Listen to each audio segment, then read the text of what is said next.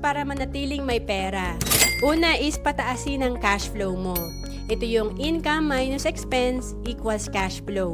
Importante, kada kita natin may naitatabi tayo para ito yung palalaguin natin at mag-level up tayo sa personal finance natin.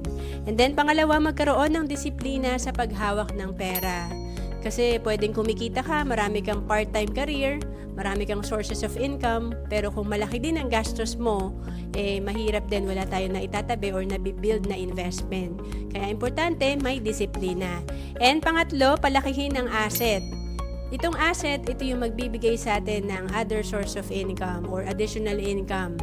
Ang asset, kagaya ng real estate, investment, kagaya ng mutual funds, stocks, and importante talaga, naka-diversify yung pera natin. Itong asset natin, ito yung magiging source of passive income natin.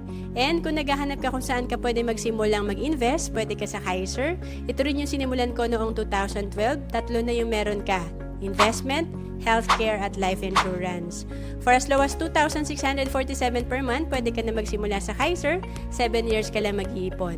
To know more about Kaiser, message mo lang ako sa FB, Roan Celis Capistrano.